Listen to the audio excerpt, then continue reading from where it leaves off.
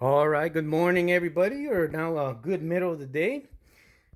This is an interesting video that I would like to dedicate and share, especially with Terry from Hobby Barn. Terry from Hobby Barn, I've gathered you're some kind of a history nut, just like I am, and you're fascinated by things of the past and things that man can do and has done throughout history. So I wanted to shoot this video for a while. It never really had the reason to clear out the workbench and set everything up until today. I kind of wanted to share it with you, sir, and you get well soon and you hang in there, listen to your doctors, take all your meds, and you join us back again here real soon if you haven't already. I haven't been able to join any of the live groups or shoot videos for a while, but today that changes. So, Terry, let me share with you what I have. Probably my favorite armored vehicle besides the M1 Abrams is the German Tiger 1 tank. Just a fascinating piece of machinery. And this is my die-cast metal Forces of Valor collection. Um, I also have 135th plastic models, which I am extremely fond of. And in addition to the models, what I have here is actual pieces of a Tiger 1 tank, at least the tank tread part of it only. So what we're talking about here is right there. This little piece right here in pieces is this right here, with this being the end part. So I acquired pieces through a collective friend of mine over the years, over the months, little by little. And this is what I have so far, but I'm really, just like my models, I'm really proud of these pieces because of the following reason. Terry, these pieces I've actually been able to trace back, and I have a lineage to them. And it's a fascinating lineage.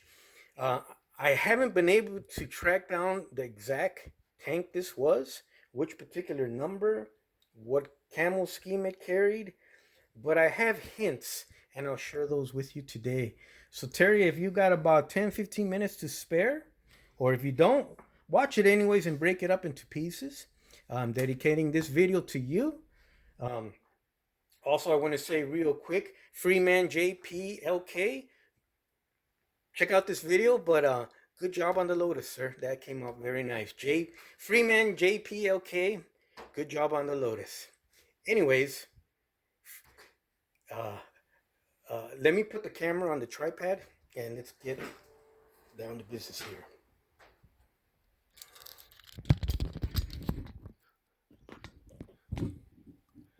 Alrighty. Okay. So, you know, um, this particular tank tread came from mid to late production Tiger tank. What they call mid to late production. You can tell because the tank treads have their snow and mud cleats on there, and their snow and mud drainage holes. Early to initial to early Tiger tanks had the plain tank tread with no cleats on them. This has the cleats on them, which makes it a mid to late production Tiger tank. I've managed to get one of the center guides, some end pieces. The big rod will go right through there, and guess what? I happen to have pieces of that rod right here. Yeah, I think I have two pieces. One of the knuckles. See that?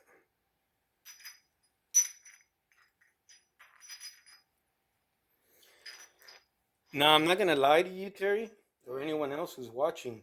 Touching and handling these pieces, knowing what they've done, what they've been through, and what they are, Uh, Actually sends a chill through my skin each and every time I handle them. Um, I don't believe in ghosts or anything like that, due to mainly because what I've done in my career all my life. Just deal with facts, but I'm not gonna lie to you. This sends a chill through my body that I own something that Adolf Hitler personally was involved in and ordered. It was delivered for him on his birthday, April 20th, 1942, I think. And I have one right here. But it goes a little further. The chill factor regarding this particular tank. Um, this particular tank belonged to the Schwerpanzer Abteilung 503rd. It met its demise at the Cherkasy pocket out in the Ukraine. That would be mid-January 44 through February 44. And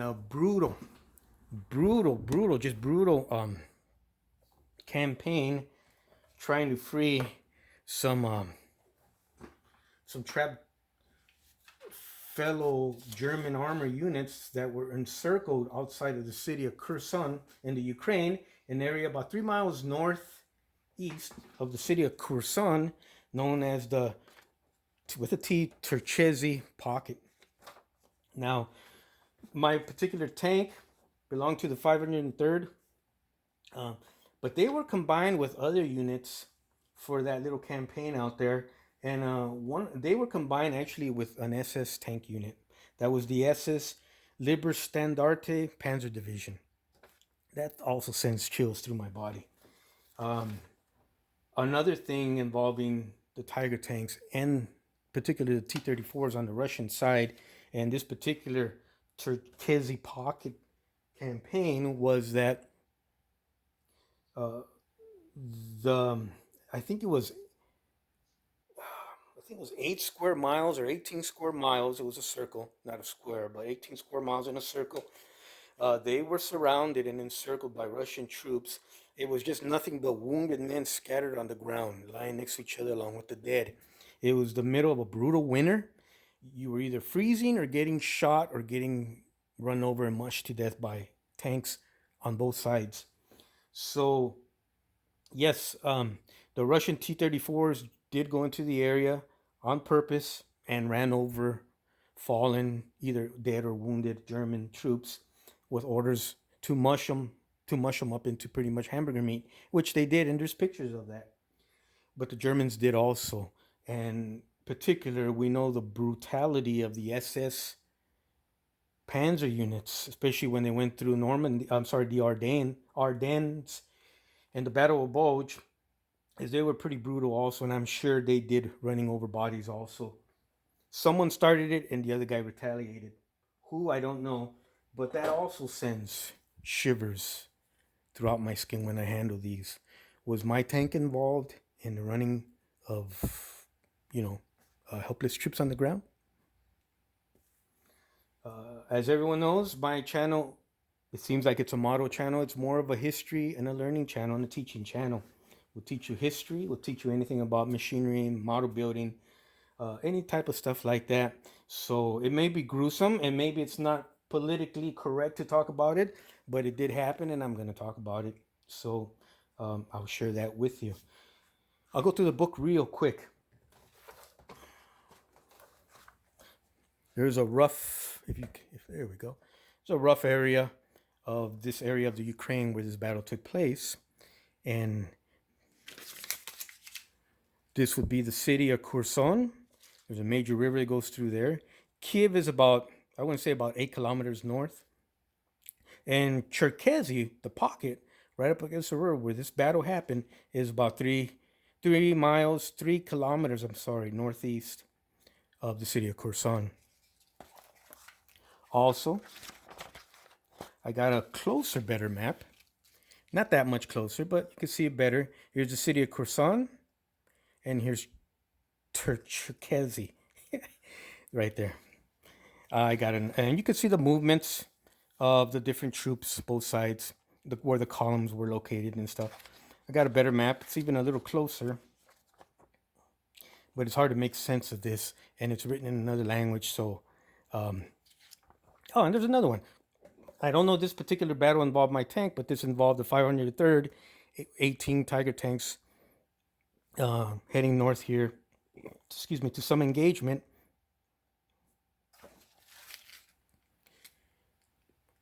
Was my tank part of those 18 Tiger tanks? Why I say that? Because according to the book,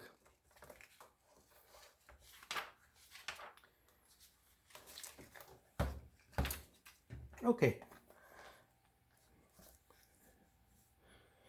the Abteilung Schwarpanzer 503rd consisted of 20 ready Tiger tanks out of 34. Consisted of 25 Panthers out of 46, one self-propelled artillery battalion, one combat engineer battalion, and one mountain regiment.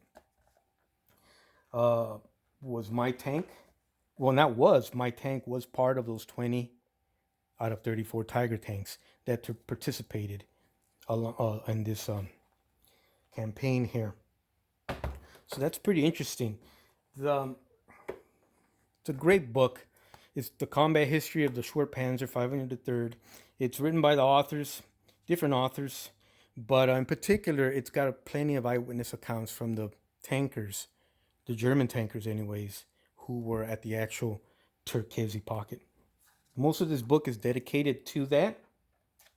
It's got a build-up before and a build-up afterwards, but the main part of it is that battle. And just it's you talk about in this particular case here, they were watching Russian columns advancing from right to left in front of them as it was getting dark. They had to get out of that pocket or be annihilated when the sun came up in the morning. So what they did with their Tiger tanks is they infiltrated the Russian columns. They blended in with them and marched along with them unnoticed till they got to a bridgehead where the Russian forces split left and right, and the tanks just came to life and started blowing everything up and held that bridgehead because that was necessary, one of the few bridges that was left for the German troops to escape that little pocket. Let me tell you here. Okay, just real quick. The pocket was a pressure cooker and all the safety valves were closed. Any break in the circle of protection would lead to an explosion, which in this case meant panic and chaos. 50,000 men and all their equipment. 50,000 men and all their equipment were in a 18 square mile little circle area. Such compressed masses can no longer maneuver. They can no longer be controlled. The release could only take place at the pointed hour and the pointed direction, and that was the only hope for freedom. This book is brutal, and it's good reading, and it's kind of like a desperate last chance for everybody as the war's narrowing down, or at least the war on the Eastern Front is taking a different direction, but she participated. What camel scheme did she wear? We'll probably never find out. But because it did take place in the middle of winter, we're pretty sure that she was, she had her Zimmerit. Whatever paint scheme she had was probably covered up with a whitewash by now. And what tank number, we'll never know. But just the history behind it, who she was, who she combined with as far as the 503rd in the SS Liberstande division is pretty fascinating. And I did read where that SS Panzer division was trapped, and these guys were sent in to try and rescue them. And I think they were able to open up some sort of passageway, just briefly, but it was in like 3 kilometers wide or a kilometer wide, but both sides surrounded by Russian troops. It basically became a gauntlet. If you wanted to escape that pocket, you ran that gauntlet and hope you didn't get blown up, which pretty much a lot of guys did. Or you went to the river, which was way overflowing, super fast, freezing cold waters, and you tried to cross along the little rickety bridges that were left there. A lot of people did make it to the other side, but you had to leave your equipment behind. And when that bridge finally collapsed, and there's video of this, I've seen the video. Uh, you literally had lines of German troops locking arm in arm like this, forming a chain, and going into the river, hoping that everybody keeps everybody else afloat and alive. But what happened once they hit that freezing cold water is the muscle spasms, and it was just lines. It looked like ants, chains of men going down that river. And I never want to see that again. But I did see it, and it was pretty disturbing. But this happened on both sides.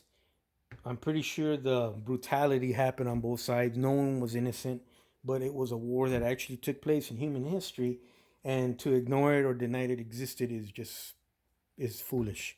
So it did happen. There are plenty of accounts of it, both in book and video, and witnesses still alive to it.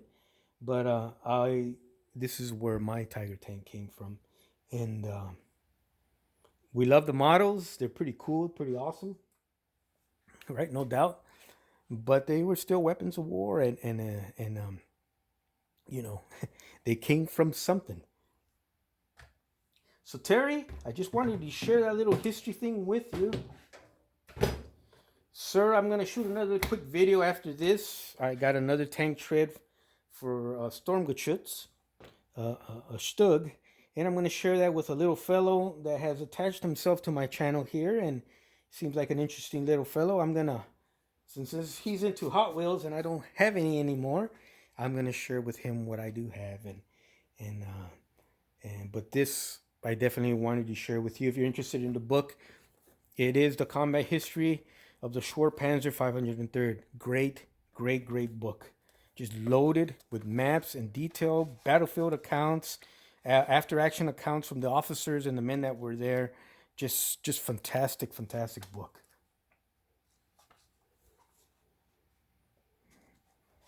Just on a fantastic subject.